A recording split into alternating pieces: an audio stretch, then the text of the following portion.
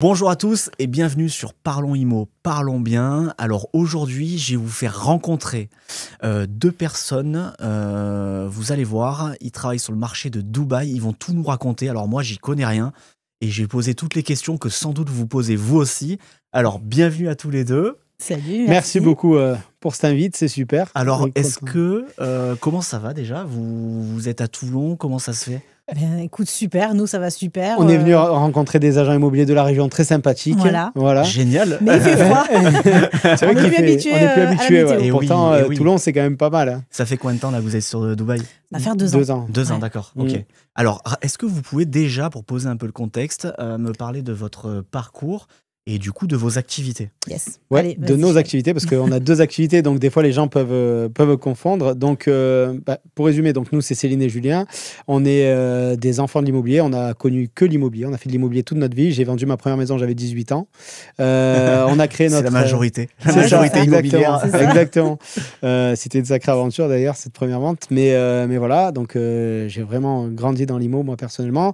Et avec Céline, on a créé notre agence immobilière. On avait 21 et 22 ans, donc on était très très jeunes. C'est jeune pour monter sa première boîte. Moi, je sortais de l'école de commerce. Je faisais mon Incroyable. stage dans une agence et puis hop, allez, c'est parti. Et moi, j'avais fait une année à Janco. D'accord. Voilà. Et donc, avec les économies de mon année dans Janco, on a créé l'agence. Magnifique. Et, Sur quel secteur c'était l'agence? Orange, D'accord. dans le Vaucluse. Voilà. Proche Ok. d'Avignon. Donc, on a gardé cette agence-là pendant 10 ans. C'était une agence familiale. On avait 3-4 négociateurs qu'on a gardés du début à la fin. Pendant D'accord. 10 ans, ouais, on a Il n'y a pas eu de turnover? on n'a eu aucun Au turnover. maximum, on a dû être 7, je pense. Mais c'était avec la pas- loc et la Ouais, secrétaire, voilà, c'est etc. ça. Mais sur D'accord. l'équipe commerciale, on a toujours été 3-4 et c'est les 3-4 qui nous ont suivis jusqu'à la fin. Voilà, on a gardé cette agence-là pendant 10 ans. Avec cette agence-là, on a fait pas mal de jolies choses sur notre secteur. On a fait pas mal de ventes, etc. Et on faisait la gestion aussi. On faisait la gestion locative D'accord. aussi. Location. Mais Ça- du coup, vous l'avez revendu? Pas de Vous avez syndic. revendu un portefeuille de gestion derrière? Exactement. Ouais, On magnifique. a revendu à Foncia. Ouais. Exactement. Et d'ailleurs, je me suis déplacée sur Toulon C'est pas vrai. pour génial. venir au siège et parler de tout ça, justement. Et donc, on a vendu tout notre portefeuille à Foncia, Vous aviez qui combien venait de lots s'installer de- sur Orange. Une Ah, centaine, Je me souviens 120, plus. je Hein, crois, c'était quelque chose pas... comme J'étais ça. toute seule, C'est c'était génial. mon portefeuille. Ouais. Mais par contre, c'était des bons lots parce que c'était vraiment une gestion familiale. Donc voilà. C'est une belle C'était réussite. plutôt bien géré. Déjà, premier Ouais. business, tu fais une sortie derrière. Ouais, on était contents. Tu sais, une agence immobilière, ça se vend pas très très bien. En soi, la transac ne se vend pas hyper bien. Donc c'était vraiment la partie gestion qui était intéressante. Foncia venait s'installer sur Orange, ils avaient rien. Ils cherchaient à parfait. racheter des portefeuilles. C'était la situation idéale. Et vous, c'était prévu ça? Vous en avez marre à ce moment-là? En fait, c'est donc la transition. Donc, on a eu cette agence-là pendant 10 ans. Pourquoi on a changé? En fait, c'est qu'au bout d'un moment, quand tu es 10 ans sur le même secteur, c'est vrai qu'il y a une forme de lassitude. Et la lassitude, elle vient des dirigeants, mais elle vient aussi de l'équipe. Parce qu'à un moment donné, quand tout le monde arrive à, grosso modo, son quota de vente, nous, chaque agent faisait entre 18 et 35 ventes à l'année. Voilà, une fois que tu as fait ça 1 année, 2 années, 3 années, 4 années, il y a une forme de lassitude. Donc, il fallait changer les choses. Donc, à ce moment-là, on a décidé, en fait, on a créé une start-up, pour tout dire, à la sortie de cette vente avec Foncia. On a créé une start-up dans l'IMO. Le but, c'était de démocratiser la chasse immobilière en province. La chasse immobilière, c'est réservé à des zones tendues comme Paris, Lyon ou Bordeaux. Nous, on voulait faire ça en province, dans nos petites D'accord. villes à nous. Voilà. Cette start-up-là, elle a été morte dans l'œuf, on va dire, parce qu'on a l'erreur qu'on a faite avec cette start-up, c'est qu'on a géré ça comme une agence familiale, alors que là, il fallait faire du volume. Et donc, en termes de management, on n'était pas préparé. D'accord. On a recruté en fait 20 masse, personnes en 3 semaines. En 3 semaines, ouais. Donc on a fait par contre un boulot de malade. De malade, ouais. C'était assez incroyable. Aujourd'hui, en fait, on se dit, mais on est des fous. Ce qu'on a fait, c'était incroyable. Donc on a quand même beaucoup dépensé dans cette start-up pour vraiment. On est allé jusqu'au bout. Il y avait même un petit bouquin. Enfin bon, bref. Ouais, tout fait. La déco de l'agence était incroyable, etc.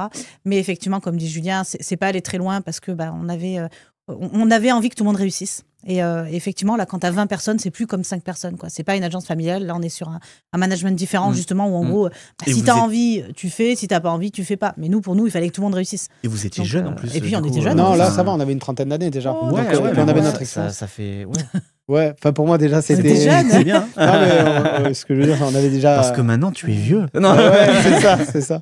Donc voilà, donc on a. Bon, ça c'est mort dans l'œuf. Et derrière, comme en fait on était sédentarisé pendant des années, on s'est dit bon, on va se faire une expérience à l'étranger. Puis on avait pensé au Canada, c'était en 2020 ça. D'accord. Ça s'est pas fait à cause du Covid. Et donc là, on se retrouve là, on n'a pas d'agence, on n'a plus de projet d'expatriation. Et c'est un de mes commerciaux qui m'a dit, mais attends, ton futur boulot, il est tout trouvé.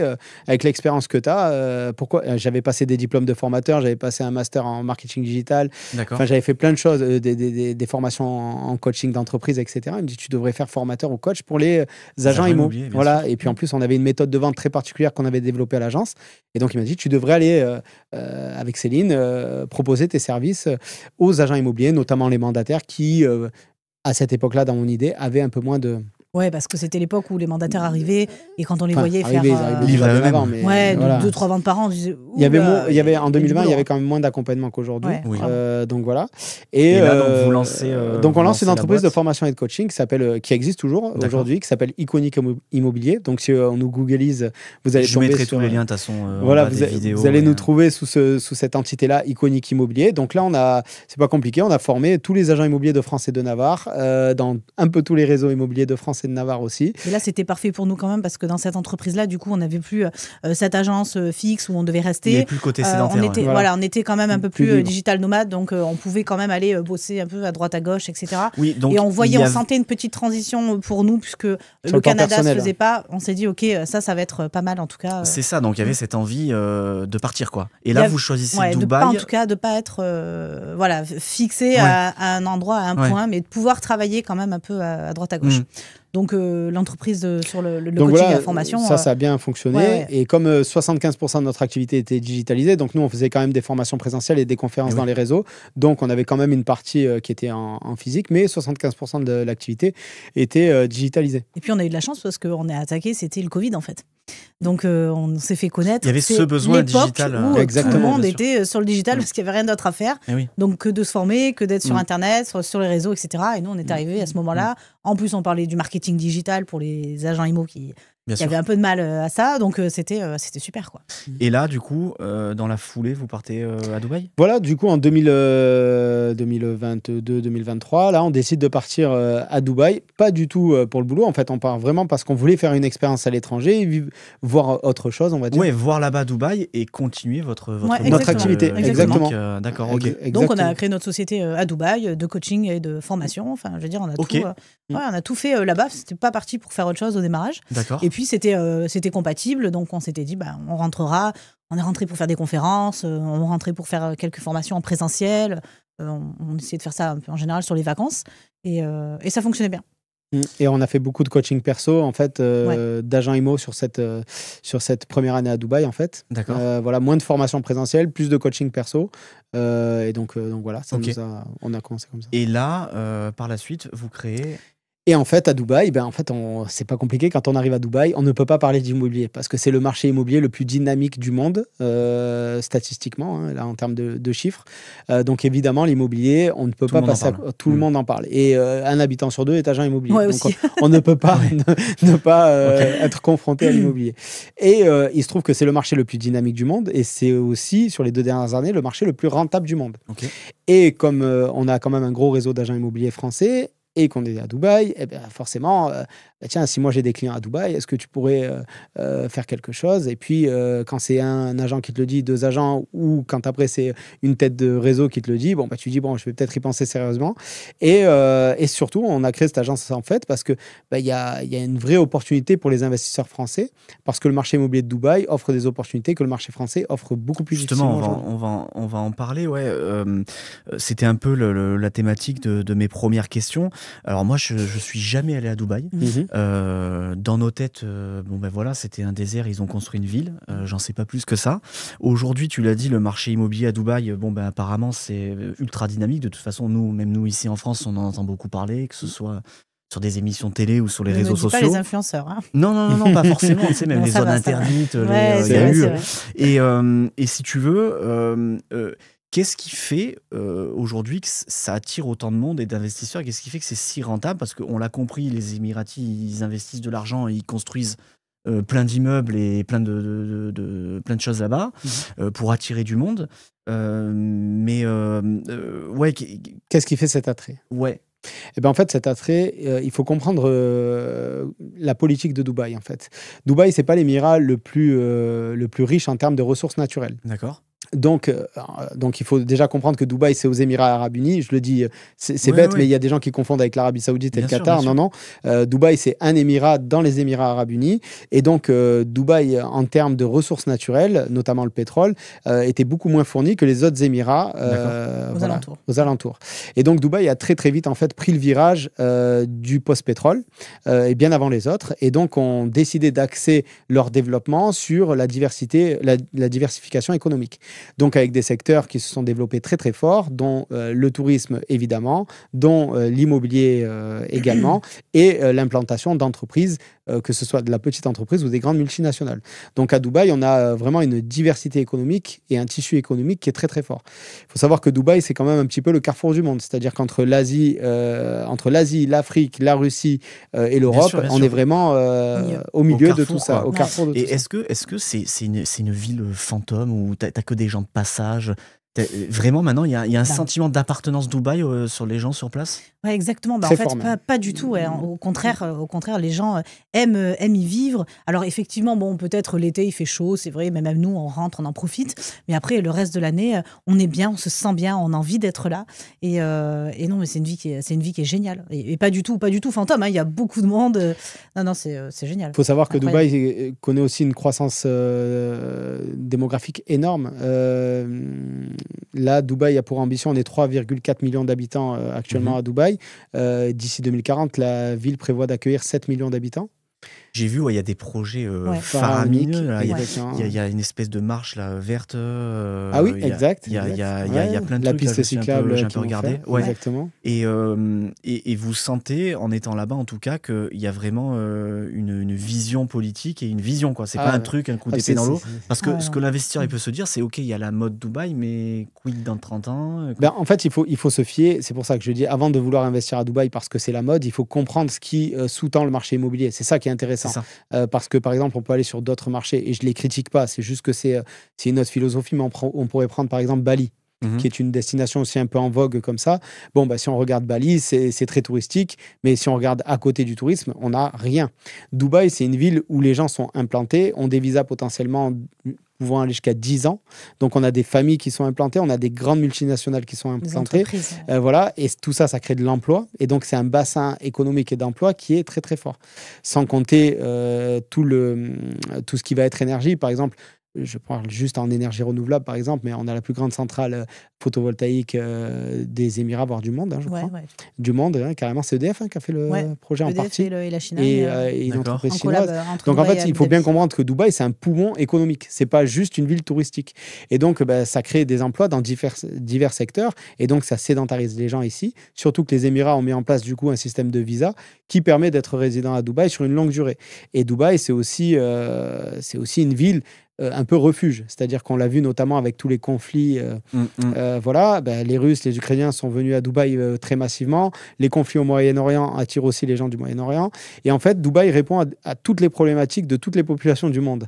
Je m'explique. Par exemple, nous, les Européens, quand on va à Dubaï, c'est pour essayer d'échapper à une fiscalité qui est trop contraignante, trop forte. En Europe. On a la Russie et l'Ukraine, là, avec le conflit, c'est plutôt un refuge politique. Pareil pour le Moyen-Orient.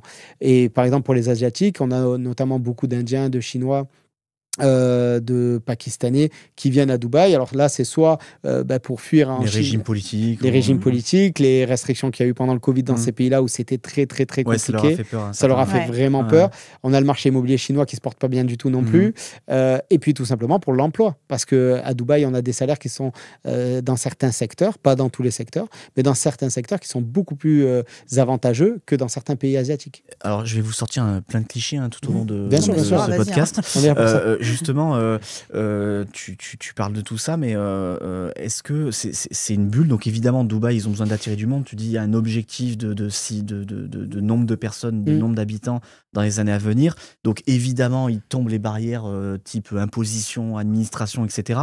Est-ce qu'il y a des garanties? Est-ce que c'est parce que c'est un peu flou? Est-ce qu'on est dans le flou à ce niveau-là? Est-ce qu'on n'est pas à l'abri que je sais pas, moi j'achète un investissement, j'investis à Dubaï et dans 5 ans la fiscalité elle explose ou Bah ça, c'est le vrai sujet. Je pense après que c'est comme dans tout pays. Voilà, évidemment, là, l'objectif, c'est d'attirer du monde. Après, une fois qu'on aura les 7 millions d'habitants, il faut savoir que la qualité de vie, c'est une des villes où la qualité de vie est la meilleure au monde, avec le niveau de sécurité le plus élevé au monde. Hein.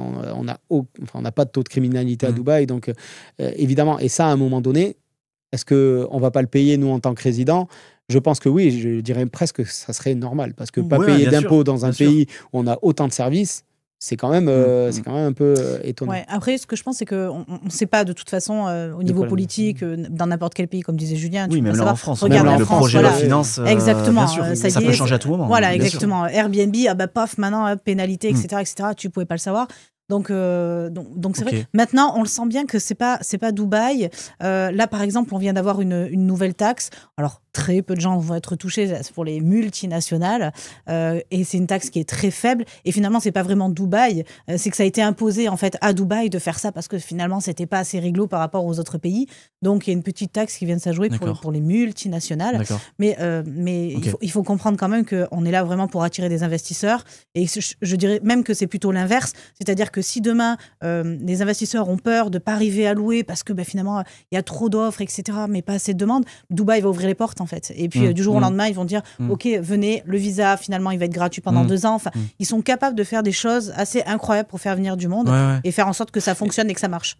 Justement, là, tu parlais d'appartements vides. Nous, un peu, en tant qu'Européens, loin de tout ça, on voit qu'à Dubaï, il y a énormément de promotions, de projets neufs, on voit que des appartements en vente sur plan, limite. Il y a un peu cette peur c'est des immeubles entiers qui sont vides. Est-ce que je vais pas acheter un appartement et pendant les 4 ans à venir, je vais être le seul à avoir acheté un appartement dans ce truc-là? Est-ce que je vais trouver un locataire? Tu vois? Ouais, non, ça c'est un grand mythe. Alors, il faut savoir que les appartements vides à Dubaï, ça existe, mais il y a des raisons en fait à ça. Et c'est pas du tout comme en France. Par exemple, il peut y avoir plusieurs raisons. Déjà, il y a beaucoup de locations Airbnb, donc on voit pas les appartements remplis toute l'année.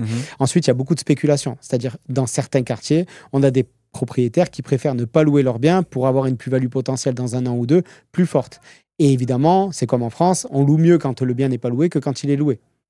C'est logique. Donc ça aussi, ça amène des biens qui peuvent potentiellement être vides. Il faut savoir que le marché immobilier de Dubaï, et ça c'est très rassurant pour les investisseurs, il n'est pas basé sur le crédit bancaire, il est basé uniquement sur le cash. C'est-à-dire quand on achète un appartement à Dubaï, à 85% des appartements qui sont vendus ou des maisons qui sont vendues sont payés cash par les propriétaires. Donc si demain on a un crash au niveau des banques, comme en 2008 par exemple, le marché immobilier de Dubaï ne sera absolument pas impacté. Pas touché, Exactement. Donc ça c'est un très gros avantage. Et c'est aussi par contre ce qui pousse les propriétaires à laisser leurs biens vides, parce qu'on a aussi beaucoup de résidences secondaires et des biens qui ne sont pas loués parce que tout simplement les gens qui achètent à Dubaï des fois. Mais c'est ça, c'est un coffre-fort. Au lieu d'avoir 500 000 $ à la banque, ils ont une maison à Dubaï. Exactement. Et alors là, on parle de cash, mais ça peut être aussi en bitcoin. Donc, bien sûr. Il y a des ventes crypto, en crypto bien sûr. Full crypto. Parce que justement, alors je voulais en venir. Demain, je vais acheter un appartement à Dubaï. Ça se passe comment? Je vois un appart, il me plaît, vous me présentez quelque chose de bien, je dis OK, je fais l'offre. C'est quoi les étapes? Les étapes, c'est très très simple. Sur un achat sur plan, photocopie du passeport, on va signer le formulaire de réservation et le virement par carte bleue ou par virement bancaire tout simplement. Et le virement de la totalité tout de suite? Non, pas de la totalité, du montant de la réservation. Voilà, exactement. Une fois qu'on a fait la réservation, là, on va signer ce qu'on appelle le booking form. Donc là, c'est le contrat de réservation. Là, on va payer 10 à 20% du prix de l'appartement, plus les 4% de frais de DLD. DLD, c'est le Dubai Land Department. Ça correspond grosso modo aux frais de notaire en France. Exactement, qui sont de 4%. 4%. Du montant de l'achat. Exactement. Et donc à partir de là, ça y est, on peut dire qu'on est propriétaire de l'achat sur plan là qu'on vient de faire, parce que là je parle de l'achat sur plan. Et derrière, on va avoir un plan de paiement qui va être différent d'un promoteur à un autre. Le temps qui sort et qui de va la construction. Voilà, exactement. Et à 0%, on va payer son appartement. Il n'y a pas d'intérêt bancaire. Là, l'appartement, il est livré en France pendant 1 an. On peut faire des reprises, on peut se dire ce qui ne va pas. Là, ça se passe comment? Pareil. C'est-à-dire qu'à Dubaï, il faut savoir aussi, je le dis tout le temps, ça surprend les gens, mais c'est le marché le plus sécurisé du monde. C'est-à-dire que si vous avez peur d'investir en France, alors à Dubaï... Dans quel sens sécurisé? Sécurisé à tous les étages. Je vais prendre premier niveau, par exemple, l'assurance que le bien aille jusqu'au bout de la construction. Par exemple, l'État a mis en place tout un tas de règles préventives pour éviter que les investisseurs se fassent arnaquer. Je vais donner 2 exemples. Chaque promoteur a obligation d'apporter en fonds propres la moitié de la valeur de la résidence. Donc, on parle de résidence à plusieurs millions. Donc, le promoteur qui s'engage là, c'est pas le promoteur du coin. Tu vois ce que je veux dire, comme en France. Donc, il y a ça.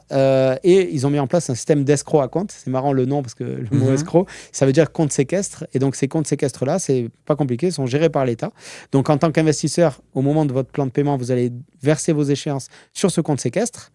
Et c'est l'État qui va délivrer les fonds au promoteur à condition que le promoteur ait bien respecté ses engagements jusqu'à là.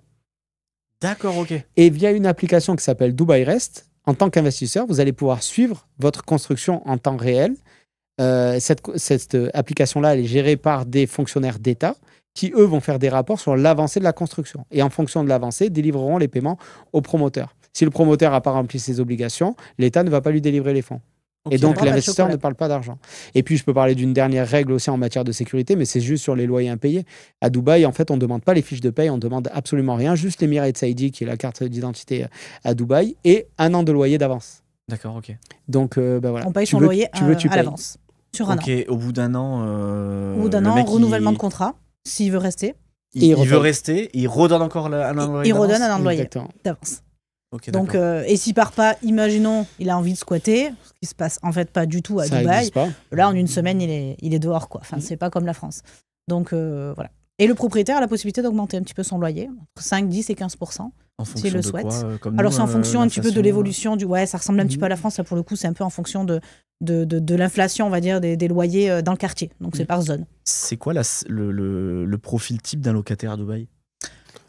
C'est variable. Ouais, c'est variable. Ça va dépendre aussi les quartiers. Des milliers d'ouvriers. On a vu des reportages au tout début, il y a 10 ans de ça, sur Dubaï, où il y avait un peu de l'esclavagisme ou ce genre de choses. Est-ce que ça existe encore, ça ? Parce que après, tout dépend comment... En termes d'éthique aussi, pour l'investisseur, il se pose ces questions. Ça, c'est super intéressant de parler de ça. Et c'est très difficile d'y répondre parce que chacun peut avoir un peu sa morale. Il faudrait déjà définir ce qu'est l'esclavage et ce qu'est l'esclavage moderne. Les travailleurs indiens, par exemple, qui travaillent sur les constructions, parce que c'est beaucoup eux qu'on a vu. Et il y a aussi souvent un amalgame avec le Qatar et la Coupe du Monde au Qatar. Donc souvent, quand les gens disent « Oui, mais là-bas, les gens, ils sont exploités, ils meurent à construire des stades. » Non, mais c'était pas aux Émirats, c'était au Qatar. C'est tout bête, mais c'est pas du tout les mêmes règles qui sont appliquées pour la condition des salariés. Donc, il faut aussi faire le distinguo par rapport à ça. Et puis après, le profil type de locataire, en fait, à Dubaï, on a toutes les couches sociales possibles. On va avoir l'ouvrier qui va gagner 500 € par mois, qui va être néanmoins logé, blanchi par le promoteur, par le promoteur ou l'employeur, en tout cas, avec l'assurance santé. Sa mutuelle qui est obligatoire, sa tenue de travail, etc. Donc, sur les chantiers, ils ont tous des pompes de chantier. Enfin, bon, je veux dire, moi, je ne veux pas rentrer dans des considérations éthiques, mais quand on cumule le tout et quand on voit ce qu'ils sont payés, et évidemment, s'ils viennent, c'est qu'ils ont plus intérêt à venir travailler à Dubaï qu'à rester dans leur pays d'origine, évidemment. D'ailleurs, on a discuté avec bon nombre d'entre eux. Aujourd'hui, si tu veux, c'est vraiment, pour eux, c'est une chance d'être là. Parce qu'ils se disent, en fait, heureusement, voilà, moi, j'ai besoin de nourrir ma famille, voir certains des parents, des fois, etc. Et ils nous disent, ma paye est meilleure ici que là-bas où moi je n'ai pas de travail en fait. On prend notre chauffeur et il nous l'a bien expliqué. Notre chauffeur, par exemple, qui est super sympa, qui est ingénieur en Inde et qui est chauffeur à Dubaï. D'accord. Pourquoi ? Parce qu'en Inde, ils sont 1 milliard et ils ne trouvent pas de travail. Ouais. Donc il vient faire chauffeur à Dubaï, il gagne, je ne sais pas combien il gagne parce que nous on passe par une société tiers, donc je ne sais pas son salaire à l'arrivée, mais il a choisi de faire ça. Il a choisi de faire ça. Ah ouais, puis voilà, il dit moi ça paye le loyer de mes parents, ça fait vivre ma famille quoi. D'accord. Ouais, donc t'as sur le profil donc ça c'est évidemment ça c'est pas vraiment notre clientèle. Non, c'est pas notre clientèle. Nous notre clientèle c'est une clientèle française. Pourquoi tu parles de clientèle pour locataire? Tu fais parce qu'on fait aussi la location aussi. On fait la location gestion aussi. D'accord. Donc voilà, donc c'est pas nous on s'adresse au marché francophone, donc on a beaucoup de Français, Marocains, Algériens, Suisses, Luxembourgeois ou Belges. Bien sûr. Voilà. Donc voilà. Et donc dans les locataires tu as vraiment tout. Tu as les singles, les célibataires qui viennent à Dubaï parce qu'ils ont envie de tenter. Voilà. De toute façon, c'est 90. Dubaï est composé de 90% d'expatriés. Il y a très peu d'Émiratis, on les cherche. Donc ça, souvent, les gens ne sont pas trop au courant. C'est d'ailleurs pour ça qu'on se dit ouais, mais Dubaï, est-ce qu'il te manque un truc? T'as besoin de quelque chose? Des fois, on a des amis qui viennent. Est-ce que je peux te ramener quelque chose? En fait, j'ai tout. Ici, j'ai tout. Il n'y a rien qui me change par rapport à la France, entre très peu. Donc, il y a vraiment tout ce qu'il faut pour vivre. On a Carrefour, on est sauvés. Donc voilà, au profit des clients, tu as des célibataires qui viennent pour tenter l'aventure, pour bosser. Il y a des gens dans la finance. On a beaucoup de familles, de plus en plus de familles. Des gens qui cherchent du coup des maisons. Dans les luxe aussi. Il n'y en a pas beaucoup à Dubaï, des maisons. Donc on a beaucoup de recherches sur les maisons.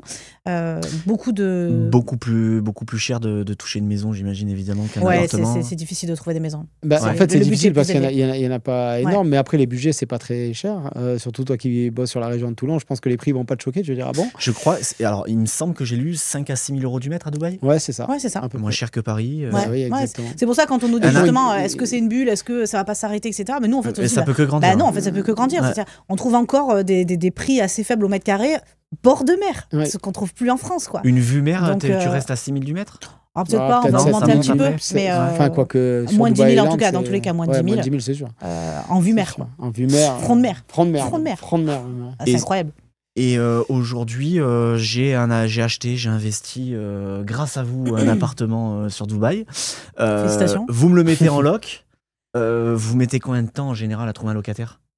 C'est assez rapide. Ouais, c'est rapide. Je sais pas, une semaine peut-être. Ah ouais ? Ouais, c'est très rapide. Et surtout, la non, parce que dans ma tête de mec qui n'y est jamais allé et qui ne connaît pas, comme peut-être beaucoup de personnes qui nous écoutent aujourd'hui, on sait pas quoi.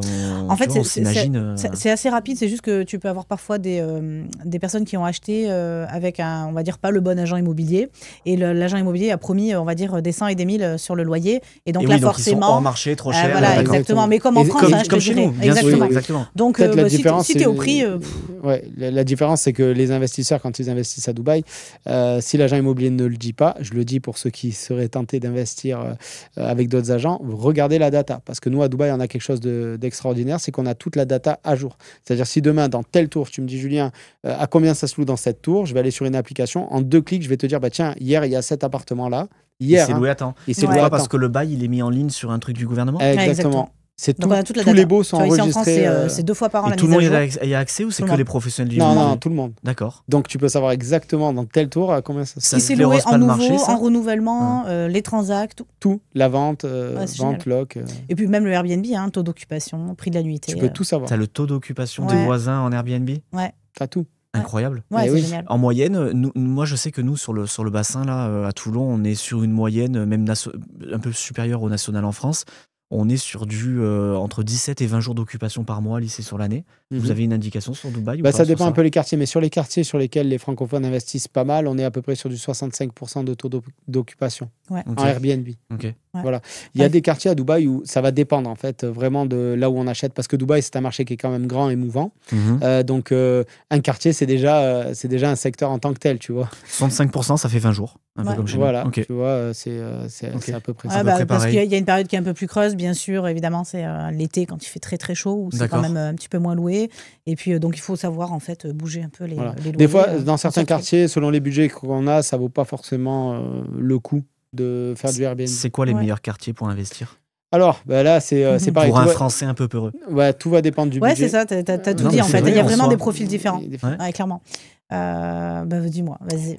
Après, tout va dépendre du budget. Nous, on a une clientèle française, on va dire premium, c'est-à-dire que c'est vrai que tout ce qui est entrée de gamme, c'est un peu moins notre spécialité. Donc, nous, on va avoir des budgets entre 400 000 et 2 millions d'euros, à peu près, dans cette fourchette de prix. Et là, dans ces prix-là, qu'est-ce qui est intéressant ? Moi, j'aime bien Cricarbourg, par exemple, c'est le quartier où on habite. Donc, voilà, je le mets bien en valeur. En fait, on aime bien les quartiers où il y a vraiment des faits, on va dire, où vraiment il y a quelque chose, il y a un intérêt et qui va rester. Ouais, c'est ça. Pas juste, tiens, j'aime bien ce quartier, le feeling, la vie, c'est sympa, c'est cool. Non.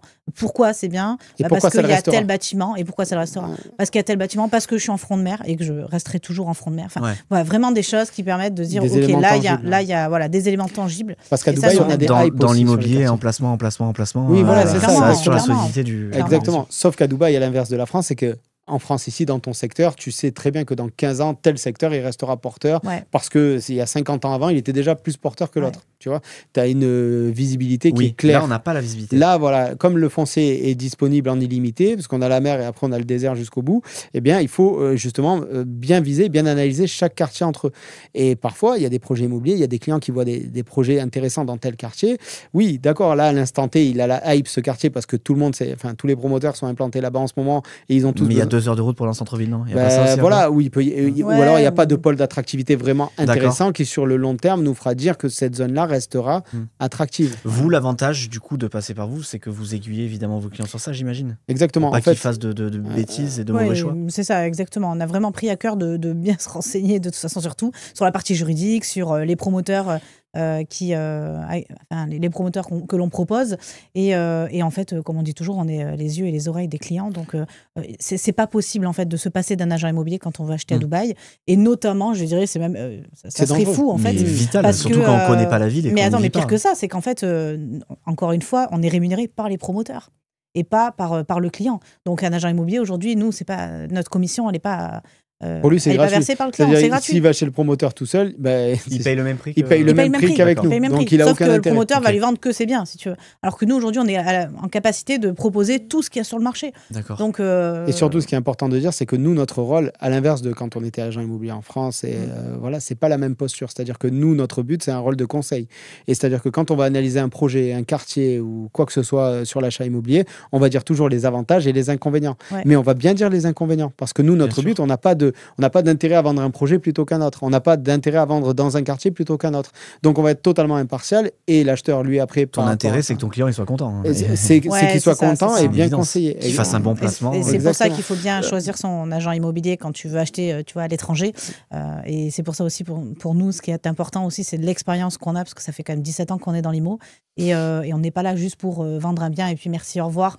Que font parfois beaucoup de gens, parce qu'ils arrivent en tant qu'agent immobilier à Dubaï. Je vais tenter mon aventure agent immobilier. Allez, je vends quelques trucs, puis après, bon, j'arrête. Nous, de notre côté, on a une éthique très forte. Les clients derrière, on veut les suivre, on veut prendre leurs biens en gestion. Donc, si C'est tu veux. super, c'est la gestion en même temps parce que ça ouais. assure la continuité du service. Oui. Et... Ouais, tout à fait. ok. Après, ce que j'explique toujours aux clients, c'est que quand ils décident de faire le choix de passer par nous, on devient leur agent immobilier de famille. C'est-à-dire que nous, notre but, c'est que le client, s'il veut acheter à Dubaï aujourd'hui, très bien, mais peut-être qu'en même temps, il veut vendre sa maison à Toulon. Donc, s'il vend sa maison à Toulon, il faut que moi, je sois en capacité de l'accompagner avec un partenaire sur place pour vendre son bien. Et puis demain, il veut investir au Maroc parce que le Maroc, c'est tendance en ce moment par rapport à la Coupe du Monde qui va arriver là, je dois pouvoir l'amener sur ce marché-là et l'accompagner aussi de manière totalement impartiale dans son projet d'acquisition. Et donc voilà, notre but à nous, c'est ça, c'est d'avoir un accompagnement qui va aller bien au-delà du simple achat immobilier à Dubaï. Est-ce que donc un étranger, il achète un bien à Dubaï, est-ce qu'il a la pleine propriété? On a souvent entendu en Thaïlande ou ce genre de choses, on n'a pas la propriété du sol. Il y a des dans beaucoup de pays étrangers, il y a des choses comme ça. Je sais pas, c'est pas un peu comme ça au Mexique ou dans d'autres pays. Comment ça se passe à Dubaï? Qu'est-ce qu'on achète et on est propriétaire de quoi réellement? En fait, on est propriétaire du sol et des murs. Il n'y a pas de durée, c'est comme en France. Il n'y a pas un bail amphithéotique sur 99 ans. Non. Il y a pas. En fait, ça existe à Dubaï, Ça existe. mais c'est des zones qu'on ne vend pas. Nous, en tant qu'agence, on n'a pas ces zones-là. Ces zones-là, c'est vraiment réservé. Pas que nous. Toutes les agences. Voilà. Vous poussez la porte de n'importe quelle agence, vous ne serez pas embêté. C'est des projets d'État à la rigueur, c'est des trucs. Ouais, ou alors c'est spécialisé pour un public différent, donc le public, tous les Émiratis, etc., ça va être pour eux. Mais nous, en tout cas, pour les expats, on va vendre que dans des zones qui sont... Par contre, attention, il faut quand même faire la différence. Donc là, je parle bien de Dubaï, je ne parle pas de l'ensemble des Émirats. Ou ça peut être différent d'un Émirat à un autre. Oui, non, Voilà. on parle que de Dubaï dans cette émission, bien sûr, évidemment. Ok, est-ce qu'il y a des réglementations particulières à connaître quand on devient propriétaire d'un bien à Dubaï? La réglementation, elle est assez simple. Oui, il y a un truc qu'il faut savoir qui est très important. Vas-y. C'est l'impôt. Ah oui, c'est vrai qu'en termes d'impôts, il faut quand même être au courant. Ouais. Non, parce qu'à Dubaï, on n'a pas d'impôts. Tu fais du LMNP, du BIC, du micro-BIC, ouais, tu fais quoi? C'est ça. Non, tout ça, ça n'existe pas. Nada. On est bien loin de toutes Mais ces... tu déclares tes revenus à un moment donné. Il y a une Alors, déclaration d'impôt, il y a un truc. On va en parler rapidement. On a fait une vidéo sur notre chaîne YouTube. Je vais essayer d'être synthétique avec une avocate fiscaliste installée aux Émirats. D'accord. Qu'on fait intervenir systématiquement sur chacune de nos ventes et qui explique très bien la fiscalité, comment ça se passe quand on détient un bien aux Émirats. Je vais la faire très courte, mais c'est très simple. À Dubaï, on n'a pas d'impôt sur les revenus locatifs, on n'a pas d'impôt sur les plus-values non plus. Concernant les revenus, la grande question, c'est est-ce que je peux ouvrir un compte bancaire à Dubaï? Est-ce que je dois le déclarer au fisc français ou pas? C'est ça. Voilà. Parce que je veux acheter un bien à Dubaï, mais j'emprunte? Est-ce que je peux avec Alors, une banque française, avec alors une ça va banque encore être un autre ça, sujet. c'est encore Ok. un autre Mais sujet. ce qu'il faut savoir, en tout cas, c'est que déjà, il y a une convention qui a été signée entre la France et les Émirats, D'accord. qui va éviter du coup la double imposition s'il y avait double imposition. Donc, quand on achète un bien à Dubaï, on ne va pas être imposé sur les revenus qu'on va avoir de Dubaï. Ok. Donc, ni sur la plus-value, absolument sur rien du tout. On va avoir la fiscalité de Dubaï. Dans Pardon. Ensuite, le mieux, et c'est ce qu'on conseille bien sûr à nos clients, c'est quand même de déclarer cet achat auprès de l'État L'administration français, française. l'administration française. Du coup, ça va rentrer, on va le voir sur la fiche d'imposition, bien sûr. Et là, on en arrive justement à Ça la va partie- rentrer dans le taux marginal d'imposition. Voilà. C'est-à-dire que, admettons qu'on soit dans la tranche à 30%, on va venir rajouter ces revenus locatifs qui ne sont pas imposés. Mais par contre, ces revenus locatifs peuvent nous faire passer dans une nouvelle tranche d'imposition. Ok. OK ? Donc voilà l'incidence fiscale qu'il y a quand on déclare son bien immobilier à l'étranger. Donc on ne paye pas d'impôt sur ces revenus-là. D'accord ? Par contre, c'est pris en compte dans le calcul du taux marginal d'imposition. Ok, donc on paye nos impôts perso, mais on va pas payer de CSG dessus. Ou On ne va rien payer sur ces revenus-là. Ok. Voilà. Ouais. Par contre, ça peut nous faire changer de tranche. Donc, Ok. donc voilà, ça c'est à savoir. Donc dans notre fiche d'impôt, il y a sans doute un endroit dans le Oui. CERFA où on Oui, tout à remplit fait. le montant des Revenus de qu'on a eu l'étranger, sur D'un l'étranger bien à détenu Dubaï. à l'étranger. Ouais. Ok. À Ok. Dubaï ou ailleurs d'ailleurs. Hein, c'est D'accord. valable pour d'autres pays. D'accord, ok. Est-ce qu'il y a des restrictions je veux acheter 10 apparts à Dubaï, je peux? Est-ce qu'il y a des choses... En fait, la difficulté qu'on peut trouver, c'est plutôt au niveau des banques françaises. Elles n'aiment pas trop quand même quand on vient sur le terrain de Dubaï. Et donc, pour sortir l'argent des banques françaises à Dubaï, parfois c'est un difficile. peu compliqué. C'est Non, un peu faut compliqué justifier, parce quoi. que voilà, faut Voilà, justifier, faut faut expliquer. expliquer. Enfin, voilà. On fait pas un virement comme ça. Alors, Vous heureusement, ça accompagnez vos commence. clients, vous avez bien des- sûr. des- Oui, en fait, choses pour, en fait c'est Bien simple. sûr. Il suffit juste de faire de la prévention. C'est-à-dire Ouais. que parce qu'à Dubaï, le marché immobilier va très très vite. Donc, quand on veut se positionner sur un appartement, Mais oui, parfois on il doit vous se réserve combien de temps le promoteur? Ben, en fait, il réserve pas. Des fois, Ils réservent pas. il réserve pas. Ouais. Donc, en fait, comment ça se passe au niveau de l'achat sur plan? Très souvent, sur les meilleurs projets, les promoteurs en fait vont nous dire ben voilà, le 1er février, on va sortir une résidence. Prévenez vos clients et récoltez ce qu'on appelle des expressions d'intérêt. Je vais Ok. expliquer ce que c'est très L'aide simplement. d'intention d'achat, dans l'idée à mon avis. Ouais, Ouais, c'est à peu ça près ressemble à ça. ça. Ouais, c'est à peu près ça. Donc là, ils vont nous donner la localité, le nombre de lots dans la résidence, les prix de départ et pas tous les Mais prix. on n'a pas tout. Hein. On n'a a pas quelques tout, voilà. photos, des fois, c'est D'accord. rare. Voilà, Ok. c'est assez sommaire, mais Ouais. voilà. À partir de là, nous, on peut aller voir nos clients et leur dire, ben voilà, on a ce projet-là qui sort, il est situé là, il est comme ça, Avec comme ça, tel comme ça. promoteur. Voilà, avec tel promoteur. Si vous voulez vous positionner prioritairement, il va vous falloir faire une expression d'intérêt. Donc là, le client va verser un certain montant qui varie selon les projets et les promoteurs et remplir comme une lettre d'intention d'achat Mhm. ici. Mais il y a un Oh. versement à faire. Il y a un Et versement à ce faire. versement, il est d'emblée difficile avec la banque française? Celui-ci, ça peut passer. C'est pas qu'il est difficile, c'est qu'en fait, il faut que la banque soit au courant. Sinon, ils vont D'accord. bloquer les fonds, ça va Ouais. durer Et oui. 15 jours et Ouais. le client, il va se faire passer Ça le... dépend ok. des banques aussi. Le bien donc souvenir. voilà. Ouais, ça dépend On des accompagne de toute façon là-dessus. Ouais, on en ouais, parle. c'est pas non plus très bloquant, mais il faut prévenir en fait. Ok. Il faut expliquer. Voilà. Voilà. Et donc, du coup, quand le projet va être lancé au 1er février, ça va donner une priorité à l'achat pour l'acheteur. Donc, admettons qu'il y ait 200 lots, le client est le centième à s'être positionné, à avoir fait son expression d'intérêt. Eh bien, il y a 100 personnes avant lui qui vont choisir. vont les choisir. apparts. Voilà, Et exactement. s'ils ont tous choisi les rez-de-chaussée, il aura le privilège de pouvoir prendre le dernier étage. Exactement. Voilà, Et il faut exactement. savoir que chez certains promoteurs, il y a des lots auxquels on ne peut pas avoir accès. Oui, ils les ont bloqués pour eux ou pour leur clientèle. Non. particulière, Ouais, ben, la clientèle particulière, c'est par exemple un client qui va vouloir acheter 2 étages. Et oui, Voilà. Et donc là, ben, on est bloqué. bien sûr, bien sûr. Voilà. Ils sont prioritaires. En Ils tout sont cas. Tous ceux qui prioritaires. achètent des étages, bien sûr, sont prioritaires.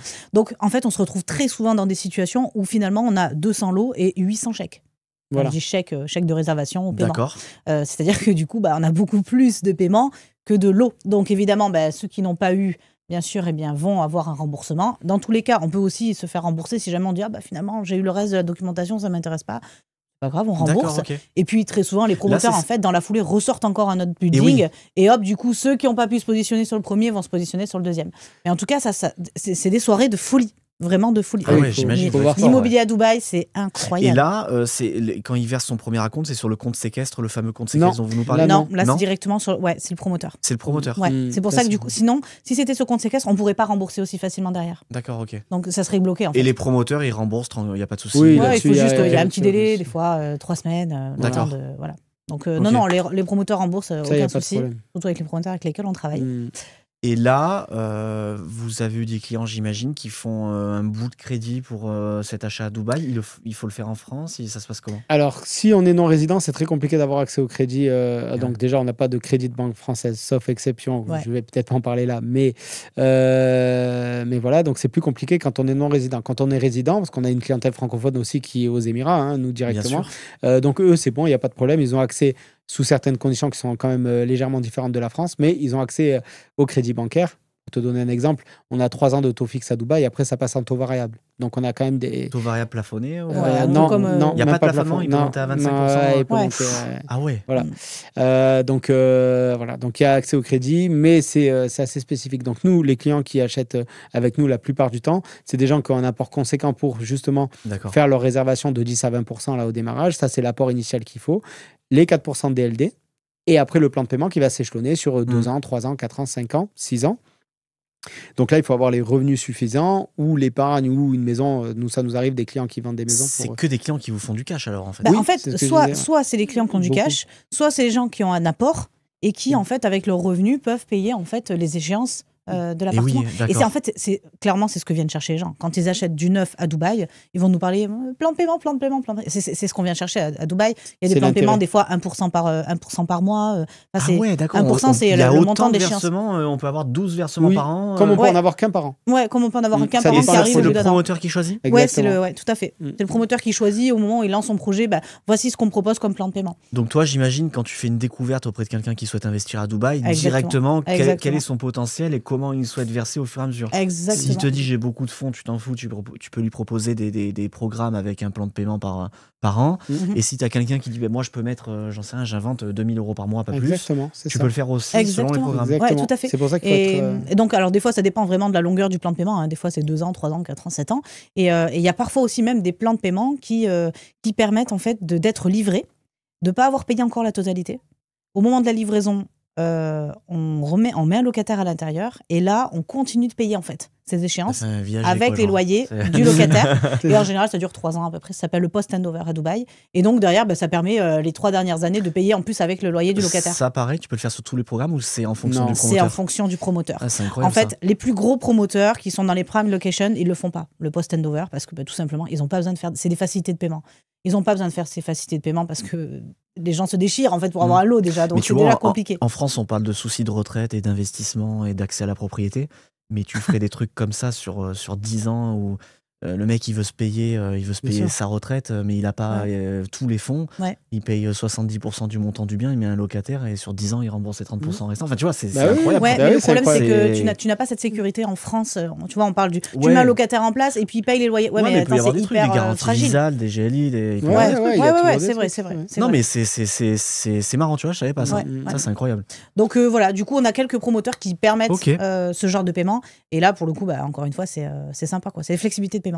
Donc c'est ce que viennent chercher les gens à Dubaï, en tout cas pour le neuf, c'est ces fameux plans de paiement qui sont sans intérêt. Et après, ce qui est intéressant, c'est fou. Ce qui est intéressant, c'est aussi de voir les profils des investisseurs, parce que parfois les gens arrivent avec une idée en tête, en se disant, voilà, j'ai 50 000 € d'apport, je voudrais acheter tel type de bien, j'ai tant de revenus.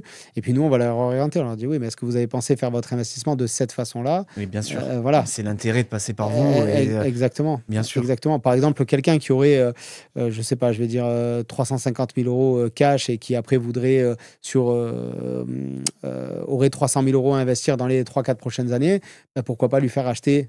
En tout cas, il faut lui suggérer l'idée, lui dire non, pourquoi ne pas faire tourner l'argent plus rapidement? Donc, prendre un projet ou aller sur un projet où le plan de paiement il est beaucoup plus raccourci pour que le cash tourne plus vite. Et si le cash tourne plus vite, ça vous fait des rentes. Et avec ces rentes, vous pouvez réinvestir sur un autre projet. Enfin voilà, il y a plein de solutions. Ce qui est super, c'est qu'on a vraiment développé un gros réseau de partenaires en plus à Dubaï.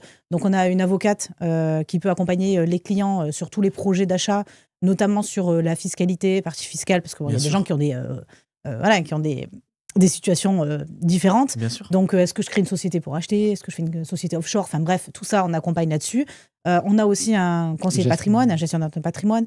Donc, encore une fois, lui, il peut arriver à dégager en fonction de la stratégie. Tiens, on peut dégager de l'argent sur cette partie-là. Et donc, voilà. Donc, tout ça. Ça, c'est très intéressant aussi. C'est un partenariat auquel on n'avait pas pensé au démarrage. Mais en fait, on s'en est rendu compte assez vite parce que quand les gens viennent nous voir avec leur projet et qu'on gratte un peu autour C'est de la gestion de patrimoine. Bah oui, voilà, Ouais. exactement. Bien sûr. Et donc, ça va beaucoup plus loin que juste dire, bah voilà, vous avez combien d'apports. Parce qu'à l'arrivée, on se rend compte qu'il y a, déjà, il y a des potentialités et il y a une manière de procéder à l'investissement auquel eux ne pensent jamais. Mais bien sûr. Parce qu'ils ne savent pas, en fait, Mais tout bien sûr. simplement. Et donc, ça ouvre des Mm. portes. Et donc, ce partenariat, il nous permet ça. D'ouvrir c'est un peu le champ intéressant. des possibles, tu vois. Super intéressant pour le client final, évidemment. Ils mettent combien de temps en moyenne à sortir un projet sur Dubaï? C'est long? On va dire que. Alors, on a un ou deux promoteurs, ils sont capables de sortir des projets en 1 an et demi. D'accord. Ils sont très très forts là-dessus. À Dubaï, il y a quand même quelque chose qu'il faut savoir, c'est que ça bosse jour et nuit. Hein. Donc ça s'arrête pas. La nuit, Ok. les ouvriers sont là, il y a Ça 2 bosse. équipes, ça la relève, etc. Donc ça peut aller très très vite. En moyenne, c'est 3 ans, je dirais, Ok.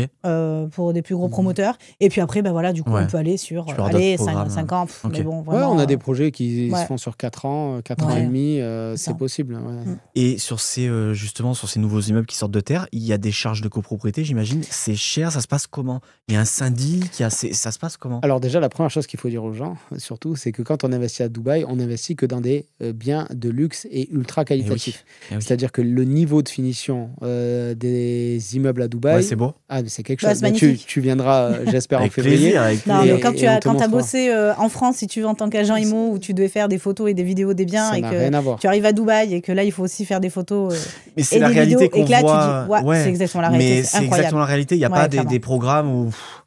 Mais si- tu les vends pas. Non, voilà, Ouais. je les Bah vends oui, pas. ouais, si Mais vraiment Non, parce c'était que à tu peux côté, avoir une clientèle qui a un ticket d'entrée un peu plus petit. Après, tu nous, vois. ça nous est arrivé déjà un paquet de fois de refuser parce que les gens étaient soit ric-rac en termes de budget et en réalité, ça les mettait plus en péril qu'autre chose. D'accord. Ça nous est déjà arrivé. Parce que Dubaï, il faut pas se le cacher, pour beaucoup de gens, ça fait rêver aussi. Et donc, accéder à la propriété à Dubaï, c'est quelque chose. Mais quand toi, tu creuses et que tu t'aperçois que le gars, il a une famille et que pour arriver à financer son appart, ça va être très, très, très tendu, vaut mieux lui dire, écoutez, moi, achetez avec quelqu'un d'autre parce que moi, je vais pas prendre le risque. Ouais, Ou faire des fois, on a prendre- vraiment des budgets ric-rac, on a des des gens qui budgets cherchent un des peu studios ric-rac. à 120 000, 130 000 euros. Aujourd'hui, ça se trouve plus. Ou alors ça avec se des trouve, mais avec promoteurs. des Combien un mauvais studio à promoteurs. Dubaï?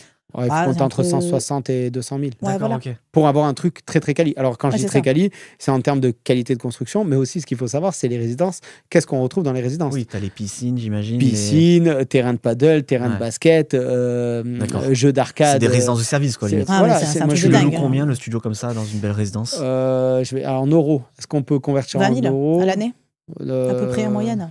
Sur 80 000 dirhams. sur des très beaux quartiers, ouais, ça va être Ouais. à peu près ça. Sur des quartiers moyens, on va dire 60 1500 000. euros à peu près par Ouais. mois. Combien? 1500 euros par ouais. mois. Ouais. Ouais. Un studio. Ouais, Il fait un combien de studio. superficie, le studio? C'est Ah du 9, 28 mètres bah, carrés? non, Ah non, c'est on des est surfaces plutôt un peu sur plus grandes, du- 40, ouais. 45 mètres. Un 38. studio, il fait 45 mètres Oui, carrés? oui. Ouais. Un T2, ça peut faire 70 mètres carrés. Et un 2 beds, ça peut faire entre 90 et 100. Ah ouais, d'accord, les Ouais, ouais, superficies ouais, sont... Alors ouais. attention, elles descendent un peu parce qu'avant c'était encore pire que ça. Oui, hein. oui, C'est-à-dire, oui. Avant le studio c'était 50 Non, mais mètres parce carrés. que tu peux acheter un studio Mais, et en faire un 2 pièces, t'as le droit? Oui, t'as le droit, tout T'as à fait. le Faut pas droit toucher à la après structure, de- mais Si tu tu dois pas touches toucher pas à la la une structure, structure. cloison et de faire une Tout à vraie fait. chambre, t'as le droit? Ah, exactement. Ouais, ça, Après, tu peux. c'est rarement conçu pour. Ouais, Il n'y a pas de fenêtre si tu fais ça. Voilà. Ils font Souvent, exprès? ouais, je pense, un peu. ouais. Ouais. D'accord. D'accord. Mais tu peux mettre un Mais du petit coup, il y en a qui claustrat font avec des- un rideau. Ouais, il y bien en a qui sûr. mettent des Il y en a verrières. qui ou des lèvent choses des comme ça. verrières, C'est du ouais, on vieux, l'a ouais, déjà vu ça. Tout à fait. Et tu arrives à le louer plus cher si tu optimises comme ça ou pas? Ou ça reste le même prix globalement? Non, pas vraiment. Ouais. Ouais. Non, pas Non, vraiment. parce qu'en France, c'est quelque chose où Ouais, tu arrives à bah le- oui, bien sûr. Ouais, bien sûr. Mais D'accord. là, non, pas vraiment. Non, non, mais ça se loue très bien parce qu'en fait, tout simplement, comme tu disais, c'est des vraies résidences. Les gens, ils restent. Des fois, c'est dans des résidences, mais des fois, c'est aussi dans des communautés. Alors, la résidence a déjà beaucoup de services et en plus, tu as la communauté en Oui, plus. parce que ce qu'il faut T'as le savoir à parc, Dubaï, c'est qu'il y a t'as- 2 types de projets sur lesquels on peut se positionner. Il y a ce qu'on appelle les master community. C'est quoi? C'est très simple. C'est qu'un promoteur va développer tout le quartier. Ok. Ça, c'est le top du top et c'est le plus demandé à Dubaï. C'est le plus dur à avoir. Oui, parce que du coup, C'est un il peu à fait une l'américaine, cohérence dans le quartier, j'imagine. Ouais, Voilà, c'est il y a une Ouais. harmonie architecturale, il y a une harmonie au niveau des commerces, D'accord. du type de commerce qu'on va retrouver. Et surtout, ceux qui font ces master community, c'est les plus gros promoteurs de Dubaï. Je vais prendre par exemple les Emaar. Emaar, c'est ceux qui ont fait le Burj Khalifa. Tu vois. Nous, on habite dans un quartier Emaar, Creek D'accord. Harbour. Voilà. Ça c'est te très, permet très d'avoir joli. un parc, Voilà. t'as un lagoon, t'as des choses sur lesquelles, du coup, lagoon, plage artificielle. Avec enfin, du c'est sable des magnifique, hein. Maldives et tout, tu vois. Ouais, ouais, D'accord. on et est du sur coup, un tu profites- niveau de. Tu profites de tout ça, en fait, dans la communauté. Mais dans ta résidence, tu as aussi, bien sûr, la piscine, la salle de sport, la salle pour les enfants, le jeu d'arcade, golf vert. Non, mais de toute façon, en termes de service. Et c'est qui incroyable. gère ça au sein de la copro? Alors, très bonne question. Les meilleurs promoteurs, donc ceux avec lesquels on travaille, du coup, eux, justement, ils font ça en interne. Donc, ils ont leurs propres équipes et donc ils gèrent, c'est eux qui gèrent C'est leur. le promoteur qui reste gestionnaire du... Tout à fait. Par contre. Ils organisent des AG, enfin c'est con, tu vois, mais... Ouais, c'est une il y a très bonne une question. phase des Non, trucs, En fait, non, tout est autopiloté. En fait, c'est le promoteur qui va gérer la résidence. Mais par exemple, pour le calcul des charges, c'est l'État qui va imposer le coût de maintenance. Ouais. Alors ça, c'est assez récent. Hein. C'est il y a Ça, c'est assez quelques récent, années, ouais. pour éviter justement les abus. Les pour abus. que le promoteur ne dise pas au démarrage, quand on achète, bah, tiens, c'est tant du mètre carré. Puis Et finalement, 2 ans maintenant, ça après, devient... Voilà, voilà. exactement. Donc maintenant, c'est l'État qui régule ça, D'accord. qui régule donc du coup les sociétés de nettoyage, de gestion, etc. Et du coup, bah, maintenant, on sait que c'est fixe, c'est ça. T'as un souci dans l'immeuble, t'appelles qui? Le promoteur? Oui, tu appelles Ouais, le promoteur et il y a promoteur. des community centers dans chaque résidence. Donc, tu as des gens qui sont Alors après, alloués ça dépend qu'à ça. quel souci aussi. C'est-à-dire Comme que si t'avais un par syndic exemple, en bas de chez- demain, Non, mais, t'as un problème avec l'ascenseur, Ouais. en fait, t'as pas besoin d'appeler le promoteur. Non, t'as rien Ça, besoin de tout faire. seul. Ben ouais, Ça fait tout en fait, seul. le truc, Ouais. dans Non, l'heure, mais il est le réglé, voisin, tu il vois. saoule parce qu'il laisse sa poubelle qui pue devant la Eh ben, porte là, toute t'as la un journée. vigile. Enfin, tu vois, comme du Enfin, syndic en France, quoi. Ouais, mais en fait, Non, mais en fait, t'as dans pas chaque ça. résidence, tu as une personne de la sécurité en fait Pas une, à l'entrée, t'as- il y en a plusieurs même, Ouais. qui est là 24 heures sur 24, 7 jours sur 7. D'accord, ok. Donc En fait, c'est toi, tu n'as celle rien que tu vas besoin aller de voir. faire. Le gaz Garmal, on va aller le chercher. Tu as oublié tes phares de ta voiture, on va venir toquer à ta porte. À Dubaï, tu D'accord. n'as pas besoin de te plaindre, en fait. D'accord. Tout est anticipé. Ouais, Tu c'est ça. n'as c'est rien besoin de vraiment- faire. T'as du personnel sur place, quoi. C'est comme si ton syndic il était toujours dans l'immeuble en fait. Tu vois, il y a pas besoin de. Donc c'est vraiment très rare. C'est vraiment, je sais pas, ta fenêtre est fissurée parce que ton enfant est rentré dans la fenêtre. Bon là, tu Ouais. vas voir le promoteur, tu vois, mais c'est vraiment un cas particulier, voilà. Non, sinon c'est très rare d'aller. C'est propre les résidences dans les rues ou tu sais la gestion des déchets. Enfin, c'est des trucs comme ça, des questions bêtes. Ah non, mais ça, c'est. Mais Ça, c'est il incroyable. faut vraiment que tu viennes. Ça, c'est le parce côté que ça, Dubaï. c'est le côté Dubaï. Tu vois, d'ailleurs, tu vois, c'est tout bête. Je suis en train, avec ta question, je me dis, tu vois, ça, on n'en parle pas assez parce que nous, c'est devenu normal, tu sais. Mais en réalité, la propreté, c'est un vrai sujet, par Ah ouais, exemple. ouais, c'est Bah, clair. ils sont dans le désert quand même, il n'y a rien. Il y a pas Ouais. de. Enfin, tu vois, Non, ce que mais en je Tu veux fait, dire. verras c'est pas un papier traîné hyper par terre, propre. tu vois, Ouais. ça existe Bon, pas. déjà, c'est hyper propre parce qu'effectivement, on a quand même, on peut se permettre d'avoir plus de main-d'œuvre parce que la main-d'œuvre est un Oui, peu moins oui. chère. Donc, on a plus de monde sur place. Mm. Encore une fois, on a quand même à Dubaï, on a beaucoup de caméras, de choses comme ça. Donc, tout est quand même, on voit tout sur les caméras. Donc, il y a contrôlé. quand même, on est contrôlé. Hein, donc, il faut quand même faire attention. Le propre attire le propre. Donc, je suis dans le métro. Genre, le métro de Dubaï, c'est un exemple pour le monde entier. Je crois Enfin, qu'on va faire une visite guidée dans le métro. Ouais. Ah ouais. non, On va mais, commencer par ça. on pourrait s'allonger, quoi. D'accord. Enfin, je veux dire, c'est incroyable, c'est hyper propre. Et dans les résidences, la gestion des déchets, on est sur du vide-ordure, comme à D'accord. l'époque en France, D'accord. avec une trappe pour le classique et puis une trappe pour tout ce qui est recyclé. Recyclable. D'accord, il y a le tri qui. Il y a le le tri tri, à Dubaï. d'accord, ouais. ok. Genre, par exemple, ce genre de truc, les gens se disent oh, on est dans la folie, machin. Non, non, il y a le tri à Dubaï. D'accord. Et c'est géré, encore une fois, par toute l'équipe de management. Ils sortent les poubelles, etc. D'accord. Il n'y a pas une poubelle qui déborde, etc. Donc, Ok. en fait, tout ça, c'est quand même une partie qu'on ne voit pas, mais qui est hyper bien Ok. gérée. Donc, ça, c'est génial. Je suis propriétaire de mon bien. Ok, on a compris pour la gestion de l'immeuble. J'ai une taxe foncière tous les ans à payer, j'ai un truc. Non, il n'y a pas de Non, taxe il n'y a foncière pas de à taxe Dubaï. foncière. Ok. Non, on n'a pas de taxe foncière. De toute façon, en Ok. termes de taxes, on est très light. Ok. Pas de taxe foncière, pas d'impôt Non, sur les ce que peut revenus, payer, pas c'est d'impôt sur le les locataire paye une petite taxe, mais c'est le locataire qui le paye en fait dans son forfait électricité et eau. Donc voilà, rien Ok. de plus. Mais pas pour le propriétaire. Les risques d'investir à Dubaï, on l'a compris, c'est aller directement en propriétaire ou se faire mal aiguiller. Ouais, se Ouais. tromper. Ça, on va c'est dire la sur le base. bien. Programme, en Ouais. fait, Ouais, on connaît c'est ça. pas. Ouais. Si. Pas connaître les programmes, les quartiers. C'est pour ça que je dis toujours, la première chose à faire quand on veut investir à Dubaï, déjà, c'est de s'éduquer sur le marché. Et déjà, être bien convaincu de pourquoi Dubaï, c'est un marché qui est porteur, pourquoi il est porteur et pourquoi il restera porteur. Ça, c'est déjà la première des choses. Connaître à minima les process.